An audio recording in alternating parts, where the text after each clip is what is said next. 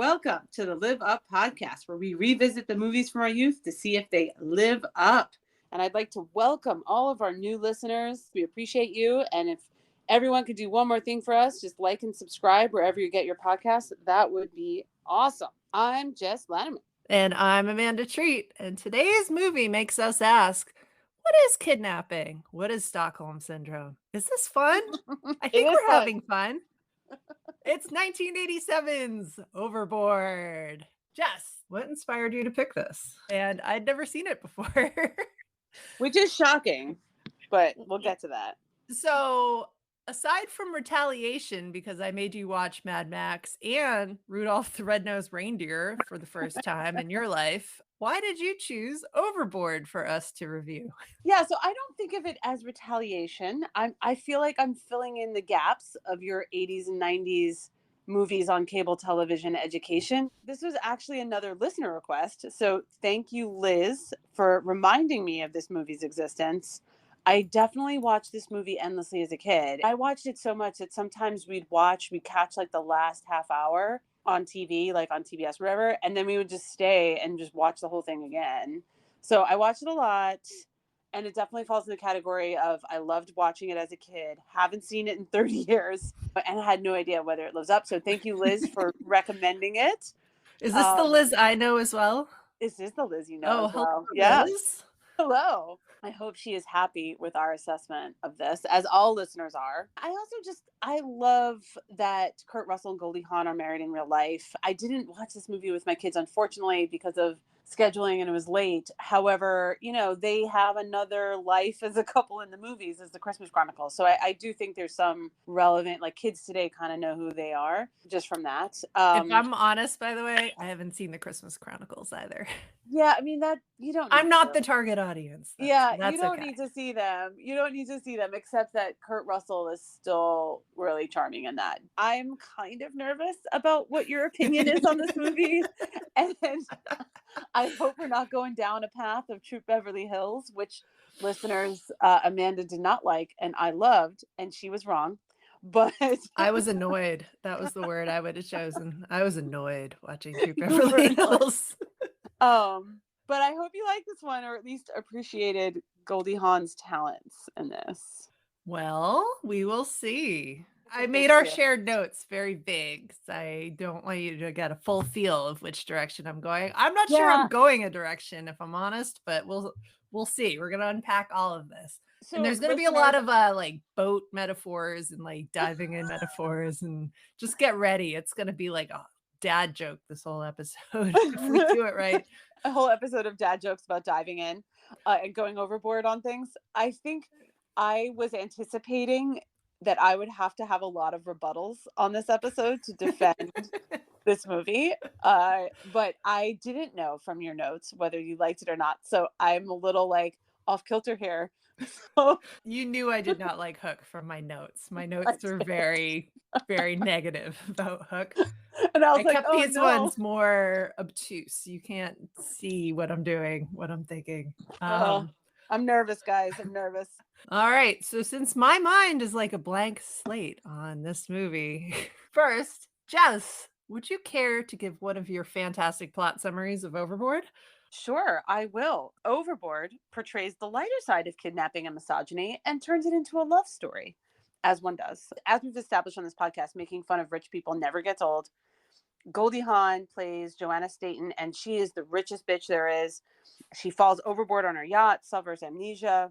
The carpenter she treated like crap basically gaslights her into thinking they're married so he could have free childcare and maid service. So in other words, it's the perfect love story. Oh, perfect. Perfect. That's what this is. Oh, what a great recap. Thank you, Jess. Don't you love it already? You love it already. Oh my God. So this movie, one of our listeners, one of my neighbors had warned me like, oh, that movie's terrible. So like I was I don't braced. like your neighbor. Well, people have different opinions, and we Yeah. respect all of our listener opinions as well as our own. Oh, sorry, neighbor. I like you. I like you now that you're a listener. Sorry. I went into this one thinking, all right, my husband is never going to watch this. And like, let's find a time where he's not even going to walk in the room and make snide comments about it. Cause it just was giving off that vibe from the poster. That's too bad. He missed out. This is a total segue aside, but listeners, we had our house get struck by lightning, and the few things that got taken out in the electrical surge was the DVD player. So It's like such an old person thing to say, but that's okay. my DVD player got hit by lightning. So did her telegraph machine, apparently. My telegraph machine and my air conditioning. It's a good thing you still have and- your carrier pigeons. You know what? And this isn't a joke either, but this sounds like I'm making a 90s joke here. Our radon removal system, like we're all going to die of radon poisoning and carpal tunnel syndrome, like everybody did in the 1990s because that got hit by lightning too. But yeah, we lost our DVD player. Anyway, nothing to do with this movie other than I actually had to pay for it. So I was like bracing myself like this better be good. I had to pay. So do you own it now? Did you have to buy it? No, I had to subscribe to some service, but I've taken this so far down the wrong path here. So back to the movie. Back to you enjoying this movie. Yeah. So queued this up, poured a giant glass of wine, and was like, all right, let's do this thing. From the opening credits, this movie screams 1980s. It really did. It looks like B-roll footage from Lifestyles of the Rich and Famous. Yes. It's just like a yacht panning across the screen with this super cheesy 1980s music, like, woo, we're weird. And then this bright red font over all the title credits. It's the 1980s happening all over the screen. Yeah, it looks, I totally got Rich and Famous vibes from it, which I get that vibe throughout the movie. You do, but, yeah. And like that, actually, they're watching it at one point. I know, which I thought was funny. Yeah. Yeah, it's very 80s. And for those who did watch this as kids, I don't think the full credits were on TV because I didn't remember them. It sort of sets the scene like, oh yeah, this is so 80s. I remember watching this. It kind of like puts you in the mood. Yeah, you're in a time and a place when this these opening shots, you get a huge splash across the page, a Gary Marshall film. And in my head, it's like, ooh, this could be really hit or miss because yes, he's the guy who created Happy Days and Laverne and Shirley, which I grew up watching. And he's got Beaches, Pretty Woman. He did like all these good movies. But he's also got a number of really bad movies. And like every director does, but it's just like, ooh, all right, this name means something, but I don't know if it's good or if it's bad. And then it does pop up Leslie Dixon as the screenwriter. So like she's actually a really good screenwriter. She wrote Mrs. Doubtfire. She's written a number of things. So, and we love our lady screenwriters on this. We do. It's good stuff. Respect Leslie Dixon. So Overboard. Let's dive in on our characters. Oh, the first dive in. Terrible joke. So we meet Goldie Hawn, who is playing Joanna Staten. And she's the rich bitch for those following along. She's on the yacht. She is in a swimsuit that is cut so high.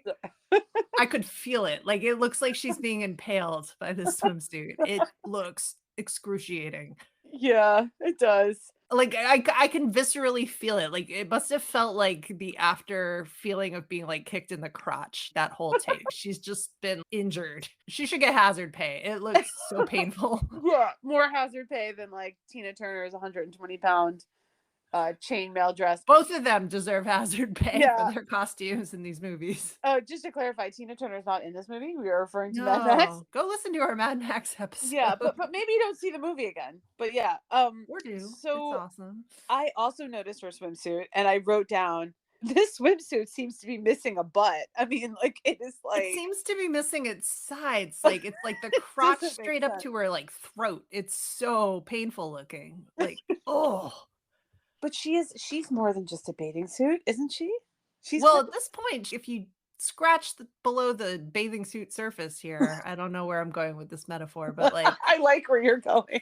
I mean, she's an awful person. You might as well leave her as just being the swimsuit because she's just a mean Yeah. like snaps at people and is just aggressive, but also very vapid. She's very unlikable, even though it's Goldie Hawn, who we all know is adorable and charming and, bubbly. But I think Goldie Hawn is so funny as a mean, awful person. She plays the rich bitch in a great way. I really enjoyed her strutting around in her uncomfortable bathing suit. I still found her funny. I mean, she's like drying her nails on the deck and a bug lands on them, and she's just like, am I to have all these corpses under my nails? And it's funny. She's a ridiculous rich bitch, but I kind of loved her. I recall the character she played in First Wives Club was also a little bit like this. Oh, I yeah, feel a little like bit. Yeah. she does have that way of just trailing off in the middle of a question that just sounds so, like, snotty and mean. I just think that she's so funny in this. She has a great line. The scene where Kurt Russell is the carpenter, so he's on the ship and he's building her a closet, basically for his her shoes. So he's building her a closet, and he for some reason he builds it in a day, which is ridiculous anyway. But And it's, like, electronic and controlled by, it's a like very fancy yeah, closet. it's a nice shoe closet, Yeah, and but I it's know this not sets made the out of whole cedar. right. It's not made out of cedar, and she's like, the whole civilized world knows that closets are made out of cedar, and that it sounds dumb when I'm saying it, but it sounds really funny when Goldie Hawn is saying it, and it's such a bitchy line, and It's obviously she bitchy, ends up. but you know what? In my head, I was like, "Actually, yeah, You're cedar like, she's prevents right. moths from getting into the closet," and, like, I actually knew that. I don't No, have a cedar closet, though, are for you a reference. rich bitch, Oh, Amanda? yeah, I totally ripped off this carpenter because he didn't make it out of Did you throw cedar. his tools overboard? I did, yeah, and then I had the butler kick him. Yeah, it was bad. And that sets the whole plot in No motion. regrets, no regrets, cedar No closets for regrets. life. I mean, okay, rich bitch for like not, this sets the whole plot up because she doesn't pay him. She throws his tools overboard because she's mad that he didn't do it right. But I was still laughing at the line. She still delivers a good line. I liked her as Joanna because it's also fun to hate rich people, as we've Yeah, established no, we multiple love times. class warfare on this Yeah, we really, podcast. we do love class warfare on this podcast. It makes for good 80s and 90s movies, so it's Oh, fun. yeah. It makes every movie a little bit better, that class warfare, especially if you can kick someone off a yacht. Kicking people Right. off of yachts is just mwah, chef's kiss. Fantastic. She's got the superpower of being, dare I use the phrase, a Karen. She is the ultimate Karen. We've dissected class warfare a little bit, but there's also the whole like new money, old money attitudes thing that people dissect all over the internet. And she's acting very new money. She is complaining about everything. She's being mean to everybody. She doesn't get along with the help. Like, I got to say it in that voice. She doesn't have any empathy. There's no relationships being established. There's no empathy. So yeah, she sucks. No, she does suck. She sucks. But in some ways you have to not like her in order to sort of go all in on the plot. Because eventually she basically gets gaslit into being someone's housewife, and you have to be okay with that. So I think you're really supposed to dislike her, but in some ways she made disliking her really fun. It was Not like comical. her. Like there's Yeah. a moment where she turns to storm out and her shoulder pads are so big she can't fit through the doorway and she gets like jammed for a second and then has to change the angle and slide through. Yeah. And that physical comedy is something Goldie Hawn is really good at. I mean, it's funny you mentioned that. So I did forget how good she is at physical comedy because it comes up a lot in other places in this. But I had forgotten how funny she is in the Yeah, physical sense. She she has a is great very physical funny. humor, and I think it lends itself well here. She was just a delight for to watch, even whether she's being Joanna or Annie. I actually think she was even funnier as Annie, the housewife. Like her despair in it is funny. So I mean, I loved it. Jessica cheers for despair I cheer. wherever she finds it. I cheer for despair of rich people, I guess. I mean, I just think she was so good in it. The setup here, and I will take this into a personal story. So she's hired Kurt Russell's character Dean to build a closet on her yacht. And then when she discovers that it's not made out of cedar, even though she did not specify that when she asked him to build the closet, she refuses to pay him. And I have had that happen back when I worked for smaller agencies. Really? where we had mega rich clients come in and ask, okay, we want like a new logo for this store we're building. We need a website. We need the branding. We need everything. And that when they got to the end of the contract, they would say, this isn't what I wanted and refuse to pay because they were betting a small agency wouldn't lawyer up and take them to court and that like it was That's too really expensive to shady. sue, basically. It's like a dine and ditch that you would see teenagers doing to like a restaurant. Like I didn't yeah, it's pretty it's shady. such a stupid rich person, "I'm not gonna pay pay because I can get away with this and they can't afford to sue me," and it actually happens in real life, so when she did this to him, I was genuinely pissed. Not enough for, like, a kidnapping situation, but genuinely pissed because I know that cheap rich people do that. That's a real thing.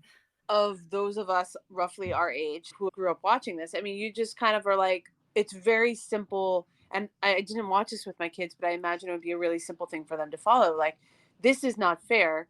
She's the bad guy. She's treating him unfairly. And, then you kind of give a permission structure for revenge. And you're like, Yeah. okay. And I think as a, 10-year-old or whatever, when I was watching this on TV, I was okay with that because it's a very simple revenge plot, essentially. And I Yeah, think that no, kids, she cheated him, now he's yeah, gonna cheat her back, but yeah. it's yeah, our Right, whether in understanding of what is 2023, acceptable levels of cheating right. It was has certainly changed. acceptable in, like, the early '90s or late '80s when I was You watching could this. totally kidnap somebody who you thought had wronged you back Totally, in and the you could '80s. gaslight them into That being was your a housewife, thing. obviously. But I guess I could imagine kids or teens, like, kind of being okay. It would help them understand the basics of the plot, and it would be alright. Let's treat her like 2 characters. That's We've right, never yeah, I was done gonna this say. before, but alright, we've got Joanna who's established. She and I do wanna call out, in addition to her being a horrible human being, they make it clear she doesn't want kids. So these That's are right, yeah, the they do, yeah, personality traits that need to be overcome. She doesn't want kids because selfishly, and this comes out of a conversation with her mother, which is if so she weird. has a baby, she'll stop being the baby, which is such a creepy ass line. Creepy ass line, yeah, that is a weird line, Like, yeah. you're a 30 something, they never say her real age, but 30 something year old woman who Yeah, wants it to needs be to the be a baby. baby. Yeah.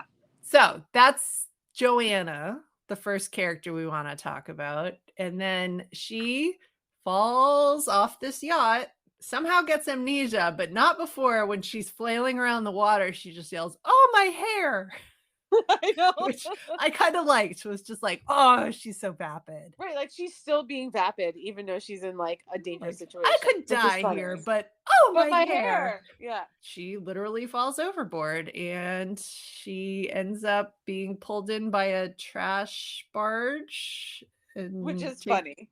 of course, yeah, no, that I part is mean, funny. yeah. She shows up on the news and she's got a whole attitude at the hospital because she doesn't know who she is, but she knows she's better than this, Right, like, and she still has rich bitch attitude, but she doesn't yeah. know she's a rich bitch. Yeah. Yeah. So you see Dean, the carpenter, played by Kurt Russell, watching the news, and his best friend Billy's sitting there, and it only takes like a word. And his friend Billy's like, no, don't do that.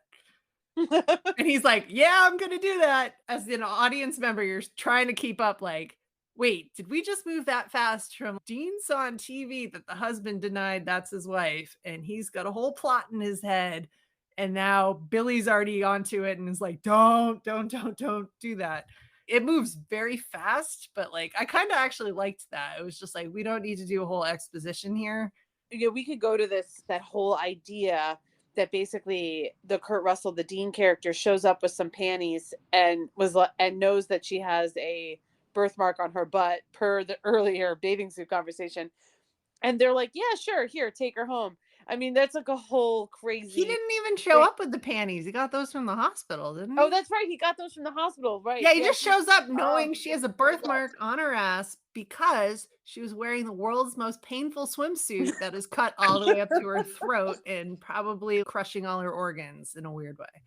Yeah, and they just are like, yeah, this bitch sucks. Here, take her. Like, And I think please even get her out of here. oh, and even at some point the doctor's like, this man seems nice. He seems to like you. Maybe you should just go along with it. It's like he knows that this is full of shit, but he doesn't care. Yeah. Yeah, it's a So kind of a weird that seems a little weird and in the cringe category. the cringiest part of that scene is so Kurt Russell walks in and is like, "Oh, this is my wife. Her name's Annie." And he grabs her and like bends her over and kisses her. Like you can feel the tongue down the throat, but she's like, "Who the fuck is this?" I think that they established so much that she sucked that I was okay. I'm not saying that people deserve to get like assaulted or anything, but like that she deserves to get one being pulled over on her because she sucks so much. So in a weird way, I sort of forgave all of that because, and certainly did as a kid.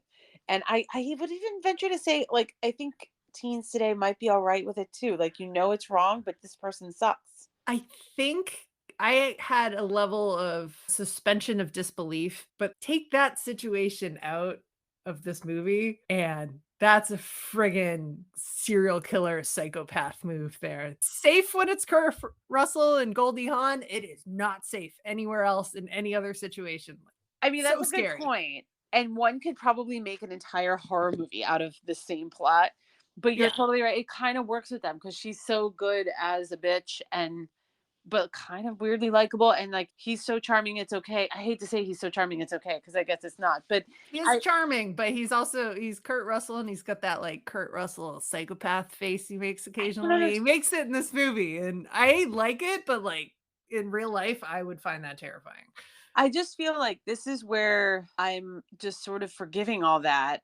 There are no pearls to be seen that I could clutch over here and think that it feels so minor and that I'm okay with it. And I could be sensitive to this stuff. Like I was like clutchy, I was a little pro clutchy over Indiana Jones and some other movies we've watched, but You were pearl clutchy over Beauty and the Beast for the Stockholm yeah, Syndrome. I I mean, did that's my that's least favorite going part. on here.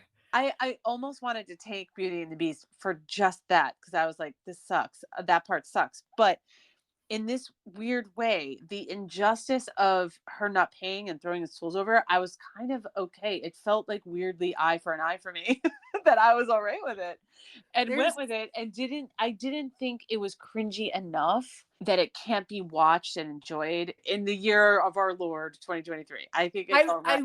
I I waver on this. I'm trying to give you the benefit of the doubt 'cause, for example, if Donald Trump, if he fell off a yacht and hit his head and forgot who he was, and some woman swept in and was like, "No, you work really hard over here," and Yeah, put I'd him be to okay work, with that. That'd be great. we'd kinda find that funny. We would find So, it funny. but that is I probably a I crime. really hate that you've put Donald Trump and that bathing suit in my head together and I'm not putting him in a bathing suit, but I Jesus. did in my head Ooh, and I Jessica. Oh. it's like Oh, gross. nobody needs to envision that. It's in my head now. But Mm. yeah, no, that would be okay. So I was okay with this. We could maybe nostalgia is taking over here and making me okay with this, but that's what it's doing because it wasn't. I didn't rewatch it and I was like, oh god, this is worse than I thought. It was none of that, and I don't think I'd have to explain too much to my kids either. I think it's all right. But the great thing with Goldie Hawn is that she's just as funny as Annie, and you don't feel too bad for her because you remember her being a rich bitch, but she's so funny in her despair. I mean, she's just like, no wonder I forgot about my life. But it's not sad, it's funny. And, when she's cleaning up, she's like vacuuming shit. She doesn't know how to do it. I It's do so love a funny. good cleaning montage. Like, Yeah. it's like watching the Marie Kondo show, like, they spark joy, like, it starts really ugly and you get a before and an after and whoo! She's like vacuuming up the food on the table. She's feeding the dogs by throwing the dog food. And it, I again, her need to say physical though, humor is great. she's fucking terrible with a chainsaw. Lady cannot control a chainsaw, just out of control, no Yeah. good. Is that a character flaw for you? A little bit, like, it's just a chainsaw, Annie, get your shit Get your together. shit together. When the kids buy the clothes before she gets there, so there's all these clothes that don't fit her. You think that she's suspicious. She's like, "Why do my clothes not fit?" And they're like, "Oh, you used to be fat. I know that You I used don't. to be short and You used to be hunched short." And over. she was like, "I was fat and short," and this like is really sad about that fact. And it's just funny. She's great, It's Annie. Goldie Hawn is funny, although she actually evoked some sadness in me when we were doing these whole scenes because she genuinely doesn't know who she is, and that's such a disorienting feeling. She looked just disoriented and confused in some of these scenes, and she's pushing through it and trying to do the best she can, but I genuinely felt that sense of you've lost your entire life, your personality, you're not Yeah. sure, you're unstable. There were moments in there where I felt genuinely bad for her, even though she was awful in the beginning. This was one thing I kind of worried about rewatching it. It was gonna be too much or two-dimensional. But this is where I thought it was good, is because you did feel sometimes bad for her. Yeah. But you didn't feel so bad for her that you were sad, 'cause the whole thing is still comical and ridiculous. Yeah, no, the whole premise of this movie is just It's just ridiculous, off and the rails ridiculous. yeah, even down to, the Kurt Russell character Dean, he, like, basically photoshops fake wedding photos, and it's basically her No, photo. it's his friend Oh, right, is it's his making the fake friend. IDs. And by Photoshop, there was no Photoshop back in 1985, but he basically, like, through his fake ID making You abilities. We need to explain this technology to our younger That's true. listeners. You literally needed to cut out And we know we a have younger photo listeners. of somebody's head and, like, perfectly place it on a photo of something else and then Xerox it in color and Xerox. turn that into a picture, an idea, whatever the heck it was, and people specialized in this. I remember in high school, everybody knew, like, that's the guy you go to for the fake IDs, he does it really well. Right. They, This is like, pre-Photoshop, pass. everybody. Yeah. No, it was a time. But I thought it was It was funny. scissors and glue time, people. Scissors and glue. Lot of scissors and glue, and, when he basically 1980 style photoshops or does the fake ID treatment, his friend, for fake wedding photos, like, she's looking at it, and the photo they use is the one from the newspaper, so she just looks, like, bedraggled, and she's looking at these photos as Annie and going, "Was I always this miserable?" And it's in those moments, it's both poignant and funny. She can't figure out who she is. That's But so it's sort of confusing. funny the way she says it, because she still says it like Joanna, like a rich bitch. So the whole thing Her works face for me. does look miserable in all those photos, but she'd just been pulled off a But trash barge and what's photographed by the funny, news, right? so That's what's not funny her about it. not her best day. Not our best day. So, like, there's things like that where it's empathetic and funny, and Yeah. I enjoyed that, and that she can go from, like, the ecstatic and comedic to the dramatic, like, in a minute, and I thought it actually had more depth for me watching it as an adult. Yeah. Not in a I wasn't, like, touched by it or anything, but No, but, it like, had more depth. Goldie Hawn is such a good actress that sad Goldie Hawn in these moments actually hit me as, "Oh, if you had amnesia and you really didn't know who you were, this Right. moment would be so sad and confusing to you." At the end, when Grant, her husband, finally shows up to pick her up, and, like, the jig is up, and he has to go get her, and like, she sees Grant, she immediately remembers everything, and she has this ecstatic, "I know who I am," and it's great, you're going along with it. She remembers she's rich, she remembers her travels, she remembers her boat, and then in a second, she remembers, "Wait a second, what did you just do to me?"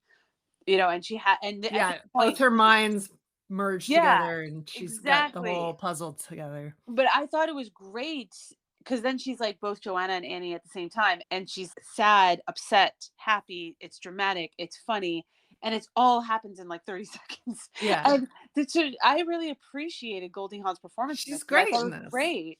Yeah. Yeah.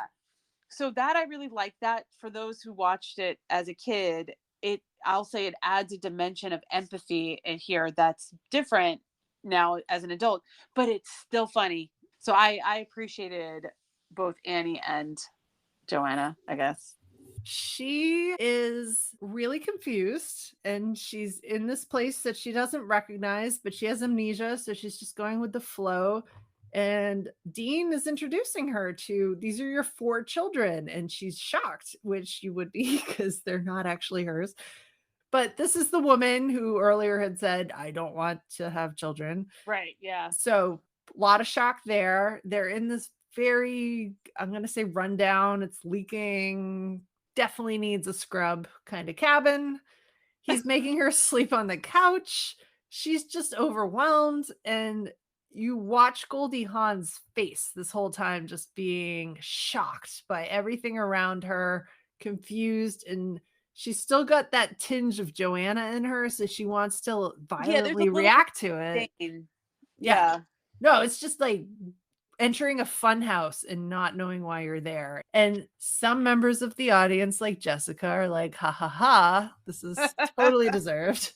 But I feel like Goldie Hawn plays this so well that I genuinely felt a little sad for her. It's so funny because I remember watching this as a kid and I didn't have that level of sympathy. And I don't even know if kids today would either. Maybe Because they're not. just but it's fun. It's still it's like multidimensional because you could have sympathy or you could just sort of like have fun with the idea that she's stuck in this. But, like, she's never cooked Oh dinner yeah, the before, cooking. and Oh my god, it's she so doesn't know funny. how to light the stove pilot. She genuinely would not have encountered any of this in her previous life Honestly, before, I so don't this even isn't know if even her I've ever brain. encountered this. She's like sticking a whole chicken, feet and all, in like a pot of water. Like Yeah, this. boiling a chicken and not knowing how to do it. I don't know why they've left her to it. Like, she's gonna give them salmonella poisoning at this Yeah, rate. pretty much. I was just like, is this where everybody vomits? I This mean, is how they all die of salmonella poisoning.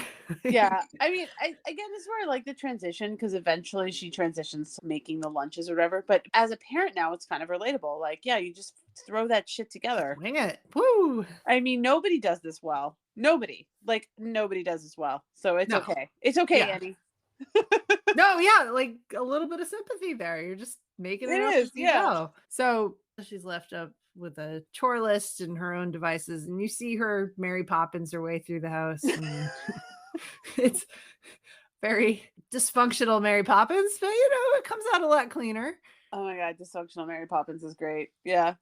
So I think her turning moment, the parents both get called into the school because the 4 boys have been misbehaving. The principal is basically saying, like, your boys are not up to par. They're misbehaving. They're like, destructive, these terrible children. And she just goes full Karen on the Full principal. Like, Karen. she Yeah. channels her rage for powers of good, and so you see her inner superpower finally turning from harassing people into like, you're harassing the right person here. Like, put that principal in her place.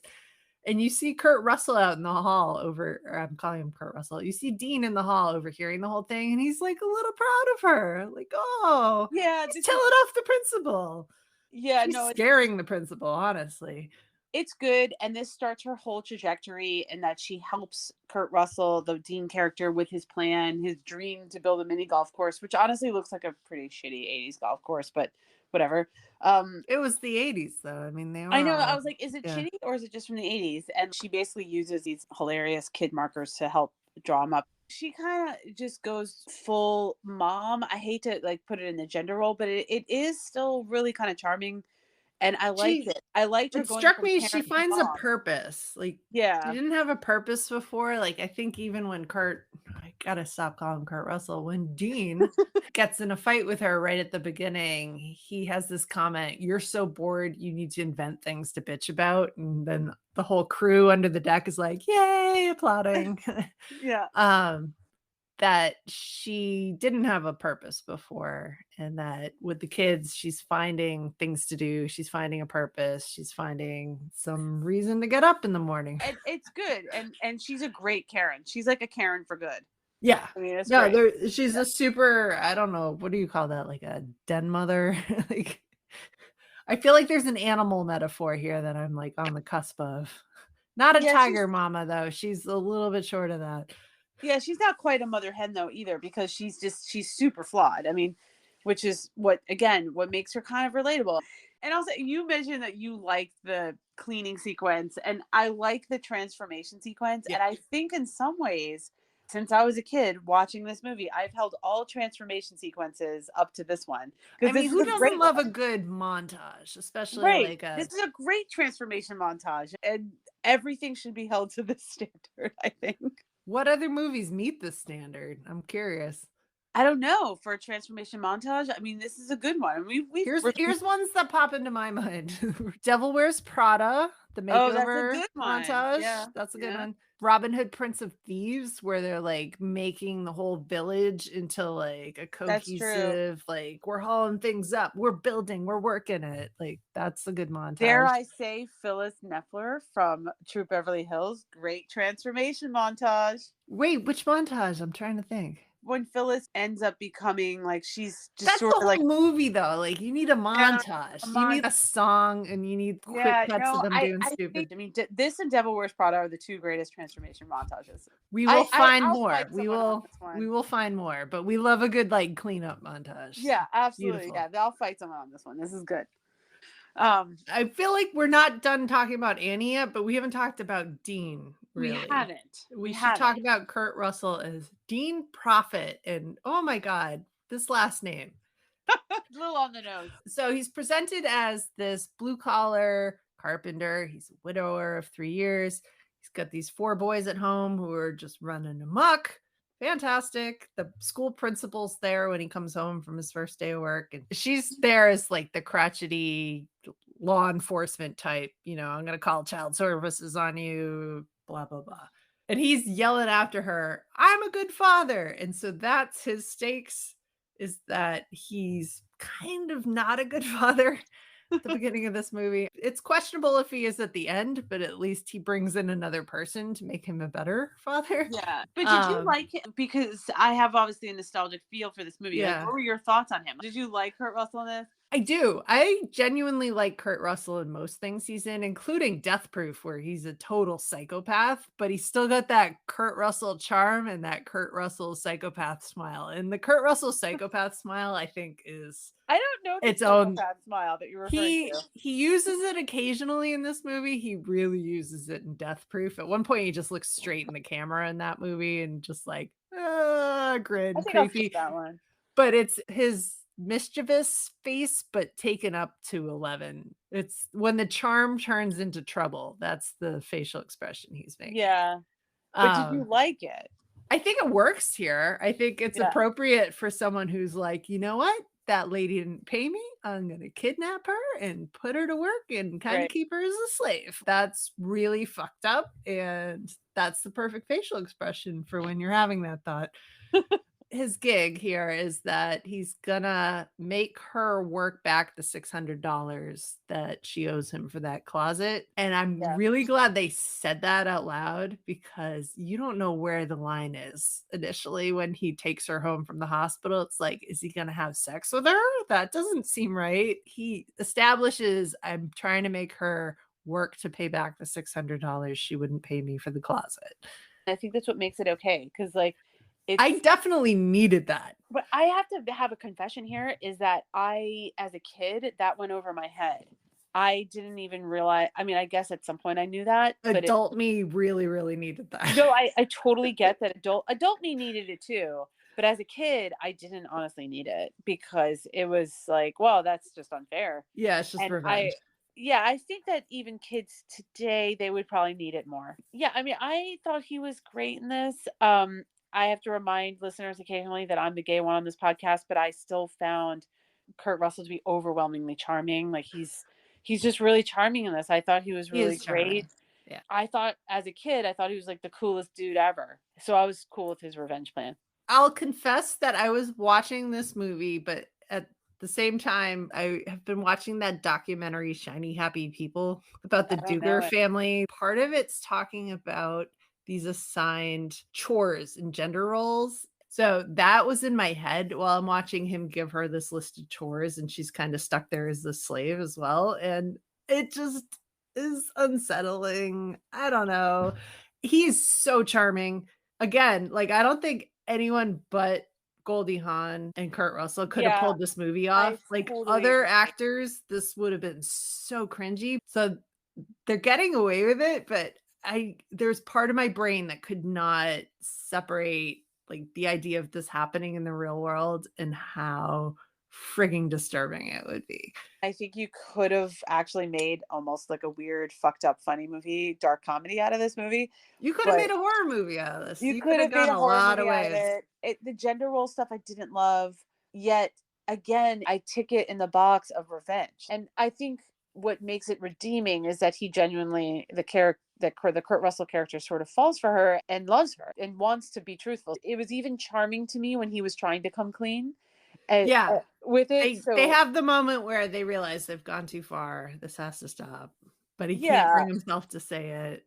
but even when he tries to say it, he like fucks it up, and it's sort of still part of the charm for me. So I really, really liked Kurt Russell in this, and I agree with you that if it was anybody else, it would be fucked up and weird. Who would be the worst people to recast here? Oh my Let's god, do that's a this great. experiment. Who is so friggin' creepy? Who's so creepy. Like, if the husband was, I wanna say, like, Christian Bale, or because Oh he can yeah, go really Christian dark. Bale. Yes, that would be Like, if we dark. turn this into a horror movie, who would the characters be? Christian Christian Bale. Yeah, Bale is the Christian Bale would husband. be Be like terrible. American Psycho. Yeah. Either the Fiennes brothers, like Joseph Fiennes or Ray Fiennes, would be Yeah, that horrible. would be super creepy. That would be super You creepy. know who I'd love as Annie would be like a Christina Ricci, You always or want to bring it back to Wednesday. I oh, know no, you but, do. like, her ability to just look a little crazy, like that "I'm gonna hose you down" scene would be a whole different It would level. be like run for your fucking life. Oh, this "Mommy's is a good home." exercise. Ah! Oh my god. I'm recasting the role and putting Woody Harrelson in here, and now it's all fucked up. Alright, Woody Harrelson. Can we just make this a Natural Born Killers spinoff and do Juliette Oh Lewis? shit! Yes, that would be ridiculous. Overboard with Woody Harrelson, Juliette Lewis. Like, Oh watch my them just god. murder each other in that cabin. That would be a I movie. Hollywood, if you're listening, I think we need this. Overboard 2. It's too far overboard. We go overboard with So Overboard. overboard. I'm scared of, like, just even the trailer. I'm afraid to watch this Oh movie. no, We've just it's gonna be bloody. You watch it with them, it's gonna be bloody. call us. We're We'll rewrite associate it. producers on this. Amanda will write it for you. I'll do your screenplay. Yeah. Overboard 2. But I even think actors you think are comedic couldn't really pull this off. I really think this was a special. It was a Kurt Russell special. Yeah. Again, for those out there who have watched Christmas Chronicles, there's a charm that you recognize as a parent in Christmas Chronicles, because in that Kurt Russell plays Santa Claus and Goldie Hawn plays Mrs. Claus, and you know the charm really does still resonate with kids, and he does play honestly a creepy Santa in that movie, but Does it's a he? not a creepy Santa, but he's sort of like he has an attitude that if Snarky Santa. Is he that plays more a of the Santa, and I think okay. that it's the same charm I remember from this exact movie, and it still resonates with the kids. So I do think Okay. that Kurt Russell's kind of unique in his ability to do this. So I loved him in it, and I love that he lives in a dump. The whole town is a dump. The house is a dump. It's like the perfect foil for the yacht. The roof leaks. Everything's broken. Everything's like held together by like duct tape and bubble gum. And to me, that And the added to the kids are charm. running crazy and blowing things up throughout the house, and there's 2 giant dogs that are just jumping all over the furniture, and Yeah. everything in there's like a zoo meets a circus, meets a explosives factory. I feel like though I'm convincing you that this is good and that this slows up. But we're gonna I we're gonna continue on You from get that. too presumptive here. I'm gonna change I my know. mind. Yeah, that's true. I I'm should just shut saying. I'm up. just saying. Shut up. Now Don't that get you have cocky, your Jess. Don't get cocky. let's move on to Grant Staten the Third. Who is Grant Staten the Third? This character is the dweebiest, worst husband ever, but the second he comes on the screen, I was like, "Who is this? I know who this is. Why? Who is this actor?" I didn't get it at all. Woke up the next day and was like, "Oh, he plays Max in The Lost Boys," but it's Edward Herman. He plays everything and everything. Yeah, especially in that era. Yeah. Here's a really old throwback.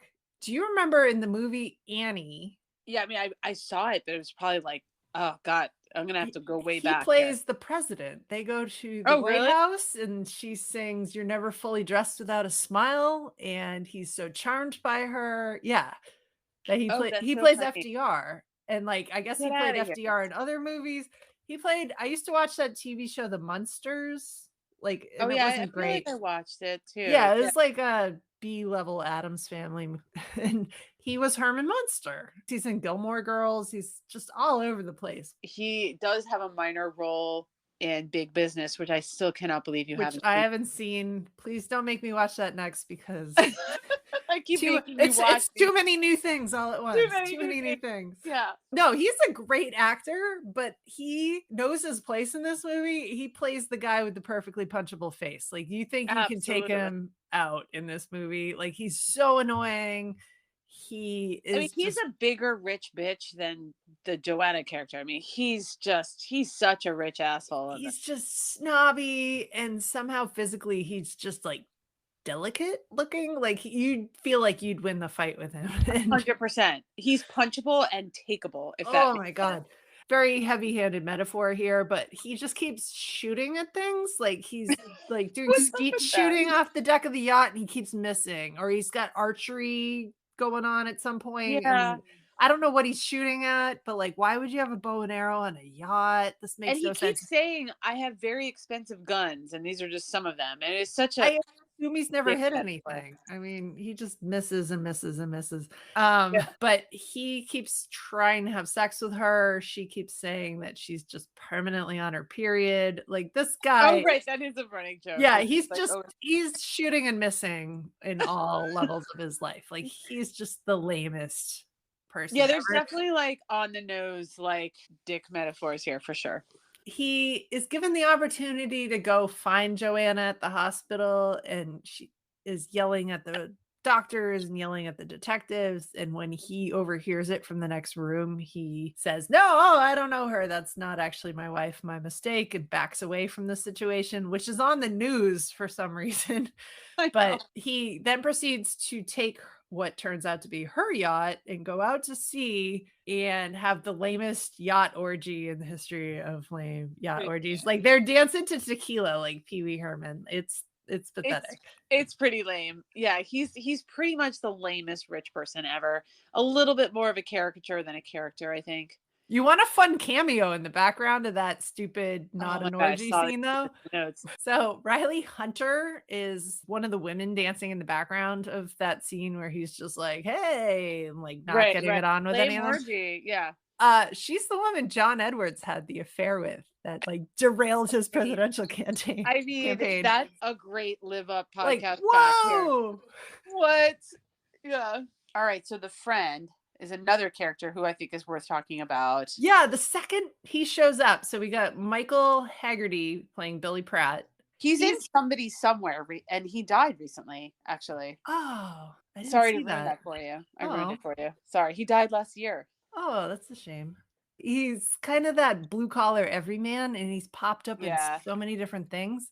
He's been in a ton of Mike Myers movies, like, he's in all the Austin Powers, he was in Wayne's World. You kind of need the everyman because you kind of need that, again, just the continued foil for Yeah. the rich and famous lifestyle. So I liked him. He's also the friend who took the fall when the panties are found by Annie at the time, and they have a JS initial. So she's like, "Who's this woman?" And the woman is her, but she doesn't realize that yet. Which, And by the way, who gets their friggin' panties monogrammed? that is a great point. She looks at them and goes, "These are very expensive. He must have a really rich girl." And Right. she So knows monogrammed panties. this is so great. Actually, listeners, if you own monogram panties in a non-creepy way, I I kind of actually want to know. don't really wanna know which of our listeners have That's a monogrammed good point. panties. I don't Yeah, want to keep it know, to but yourself. Keep it to yourself. keep it yourself. Then we'll do an anonymous I just poll. wanna know what company does that though, like, is it like LL Bean has the I know what silk I'm getting panties? you for Christmas this year. I'm The getting you a monogram the panties LL Bean monogram line. instead of a backpack. It's You'll made have out of just silk it's underwear. It's fine. 100% flannel. Stitch your monogram Or into it like a it could be backpack. edible. I don't know. I'm afraid to Google this, honestly. Yeah. I don't want Google, like, selling this to other companies like, "Oh, she's very interested in monogram panties." Like, "What? Can No. you imagine the It was ad for that a goes out? podcast. It was for a podcast." Oh man. All right, so then we have the butler. I don't know what else he was in, but I feel like he was He is also actually a great. phenomenal actor who it's one of those, "Why is he in this?" But also he made himself the executive producer, so good for him. Good for him. Um, he's the original Planet of the Apes. He plays the ape, like the talking ape. Oh wow. Okay. He's in all sorts of, like, really prestigious movies in the '60s and '70s, and then somehow in 1987, he landed as the as the Butler and butler. Overboard, But but he's he gets some classy lines in this. he does, and he's sort of, again, he's sort of the conscious of Joanna in a way. Like, I mean, I think he sort of serves a purpose. That's fun. Yeah, no, she's abusing the crap out of him at the beginning of this movie, and then at the end when she has her, I'm gonna say epiphany, but it's not, like, she gets kidnapped and turned into a different person, but she goes back It's the onto lighter. the, It's kidnapping could be good it could be sometimes. an I mean, epiphany of sorts. yeah, She gets put back onto the yacht after they come for her, and she's talking to him, and he makes a comment about how everybody has their role in life and that she had the privilege of escaping her bonds for a spell. And it's very elegant the way he says it. Like the you got to try on another life for a moment. So he does get the best lines. He also at the end gets to physically kick Grant off the yacht, like with a yeah, that's splash, fine. and just says, "I'm giving my notice." I mean, I would love to quit a job like that. It's sort of like the greatest way to end your employment somewhere is to basically kick somebody off a boat. I mean, that's kind of amazing. Hmm. Yeah, I thought he was good. I mean, you kind of needed that character. Any good We Eat the Rich movie needs a good butler. So, and just if we didn't call him out, that was Brody McDowell. I don't know. Apparently, everyone confused him with the actor of A Clockwork Orange Oh, because that's also Malcolm McDowell. So, in reference to that, the scarecrow that Annie chainsaws the head off of is actually done up like the character from A Clockwork Orange, and she cuts the head off it. And that was oh, a that's fun. nod to, hey, Roddy, you were not the guy who's in A Clockwork Orange. We're just going to cut the head off of this thing for you. Yeah, that's funny. It's kind of fun. It's kind of fun. Let's talk about the myth thing, because Okay. I honestly didn't remember that from my viewing it as a kid. It's so throwaway that you wouldn't remember it. Yeah, as a kid, like, it's like I sort of vaguely remember him talking about the Arturo myth, but it didn't resonate with me as a kid. I didn't honestly even realize how much it's part of sort of part of the plot and the ending until I was an adult. But yeah, what did you think of it, Amanda? So, just to remind our listeners, they go out on her fake birthday date. Actually, this part's kind of funny because he's trying to tell her, and instead of being able to confess that, hey, I kidnapped you from a hospital, he just says, oh, I missed your birthday. They'll cover for it. And Oh, she that's goes, right. he takes her on a date for her birthday, and they exit with a glass of champagne, and they're A looking out at the water. $7 glass of champagne. $7. We're way upgrading from the Muppets I here. I This know, is a I thought that classy too. I'm date. like, inflation from the Yeah. 99-cent Idaho wine. We judge all movies on how expensive these single glasses of champagne were at your worst restaurant. So they're standing looking at the water over the bay, and he says this whole myth about Arturo and Katerina and how the waves and they're star-crossed lovers and that the boat sank or it doesn't really make a whole lot of sense, but It like they're doesn't out there, the really. waves are crashing, you're supposed to like ring the bell or honk the horn 3 times, and it comes up later in the movie.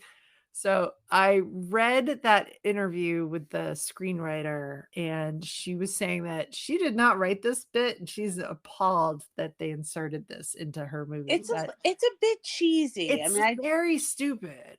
And it is a little stupid, and I know it comes back at the end, but you don't need it. You really don't. no, I will say I also read that there was originally 2 endings filmed for this movie. Interesting. Did they One have of them them, drown? well, no, yeah, and they all die at the end. They fall overboard and they, like, Yeah, no, drown, and they're eaten by that's the sharks. Woody Harrelson version. It was appalling. Actually, yes, the Woody Harrelson, Juliette Lewis They all version just that we were go down. writing ends with them eating, they're all eaten by sharks at the end. No, the original 2 versions they shot, one was when the limo shows up at the house, she gets into it as she does, and then makes them stop the limo, and she jumps out the door of the limo and runs back to the house, and that's the end Uh-huh. of the movie.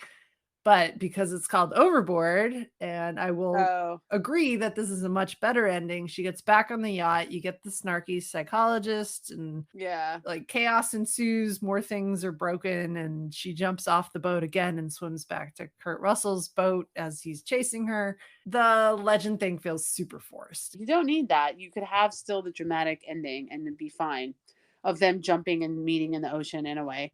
Yeah. Like, you don't So need the legend.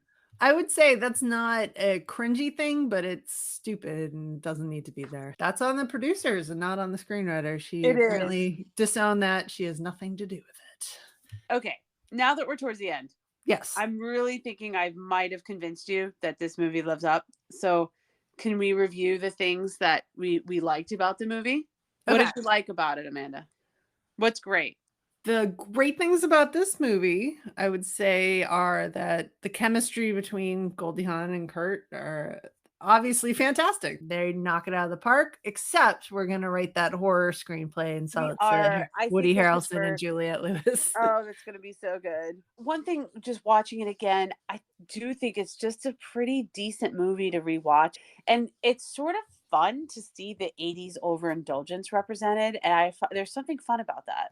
I do like at the end when she goes back and is like, "You know what? I want to have these kids in my life. They're giving me purpose." And they're all kind of headed back to her lifestyle. And she just is finally like, "Oh no, it's my yacht and it's my money." Like he was just the tag along. They Yeah. never said it until that point because it was like, "Oh, did she marry into this money?" And it was like, Right, is "Oh she giving no, up the this is money? her money." Like, Yeah. boom, screw that guy. He's literally overboard. They're not rescuing him. So I did like that part at the end. Like, oh no, it's my yacht. And the kids are trying to put Porsches on their Christmas lists. Great, great.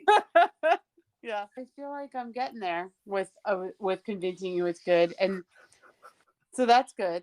So that's a point, I think, in its favor. We'll see. We'll see. I really have no idea which way you're gonna go here. I Um, honestly don't either. And we're getting right up to that moment. I'll say, like, I think you could feel good about rewatching this for those who have watched it, and if I can't speak to those who haven't, like you, but it's a fun rewatch. It's a little bit of a time capsule, and I do think you could watch it with your kids. I don't think there's anything too cringy, like we talked about when we debated this, so if people could see on their own. But I think you could feel good about rewatching it. I mean, Elaine and I were like psyched to sit down and rewatch it, and we were very happy with that decision. I mean, it was Good. fun.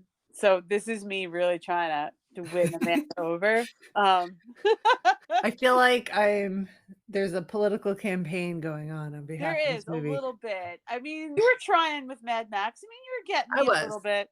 So okay, so now now that I've done my best to convince, let's go to ratings. So for those who haven't listened and are new listeners, so we are going to rate first 1 to 10 for adults rewatching it or watching it for the first time. 1 being garbage, 10 being Princess Bride, and then we'll do the same for kids today or the intended audience. So this is the adult rating. I think I'll go first because I have a nostalgic attachment to it. I gave it a 7 for adults on the scale. I think it's still a great comedy. I do think it's a little bit better than Troop Beverly Hills, and I did go back and look at my rating there. It's very feel good, and I think if you haven't seen it before, I'm hoping that you really appreciate the comedy that is Goldie Hawn in this. And that is my final. All So I right. gave it a 7. Okay. This is my adult rating. Really Also have went no back and looked idea. at Troop Beverly Hills, but I didn't like that movie. I thought it was super annoying. She was wrong. Anyway. Disagree. Disagree. I'm giving this a 5 for adults. Perfectly neutral. It's not Same. good. It's not bad. I was drinking 2 glasses of wine while watching it. It was a very 80s place to be. I've never 5. given any movie a 5 before, so this is me being Yeah, you're indecisive. usually not that neutral, and this is, Yeah, I think you gave True Beverly Hills a a, 3 because a that annoyed the crap out of me. yeah, which totally wrong. All right, so that's adult rating. So our next one, so same thing, 1 to 10, 1 being garbage, 10 being Princess Bride. What do you think it rates for kids today or its intended audience? So I do think that it could be kids or tweens, maybe teens would be the Okay. intended audience. I But feel like younger kids could watch this, but I that think they it's could. probably more of a teen-oriented Yeah, maybe teen comedy. tween oriented. I'm gonna give this a 4 for Okay. kids. I feel like it's a little dated, and I feel that encouraging men to kidnap women out of the hospital as a retaliation is a bad message. Yeah. And gaslighting, this is a terrible depiction of gaslighting, but Other than Or that, it's charming. I'm gonna go a little bit higher, but not too much. I'm gonna give it a 6, and I think Okay. I'm gonna give it a 6 because I think it's over halfway. Probably because it's simple. I mean, I do think there's a simplicity to the revenge plot that could resonate, and the charm could resonate. I also think kids and teens today will recognize them as Christmas Chronicles in some ways. So yeah, 6. So that's a 10 for kids. And what do we got for adults? 12? That's not bad. We're rating it higher than Troop Beverly Hills, Yeah. What on was Troop par Beverly with Hills? on par with The Dark Crystal, Oh, okay. on par with Raiders of the Lost Ark. Interesting. Yeah. I mean, I put it there. I mean, I think that's fair. So the final question, we both have to agree, does this live up? I definitely think it lives up. I think it's so much fun to rewatch. I had a great time rewatching this. So I mean, I'm a yes. So I just, Yeah. oh, I'm like cringing. I'm gonna hide behind my notes. No, What do you? I What do you? genuinely don't know. I'd Ah! I'd never seen this before, so this was my first viewing of it, so I don't have the nostalgia. I don't know. So I will say the movies where one of us has seen it and the one of us haven't have not fared well. So all of the ones that we have chosen where you've seen it and I haven't, I've tanked the rating, and vice Yeah. versa, where I've seen it and you haven't and you've tanked it. So they don't fare well typically when you don't have the nostalgia Yeah. factor. I guess what I'm wondering is like if you're is this a good movie for you? Because you don't have the, oh, when I was a kid, I remember Yeah. this. And I thought it was funny. So I kind of have that. And yet, Yeah. and I enjoyed rewatching it all over again. And as we've established on this podcast, not every movie meets that bar. No. So that's where I am. I think it's a solid, yes, it's a solid fun rewatch. And I think it's all right for kids and teens to watch too. I I'm working hard here. am solidly confused. I I think it sounds like we're playing by the if it's not a hell yes, it's a no vote. And this I isn't a hell yes for me. I don't dislike this movie, but it's not a hell yes for me. oh, it's very sad.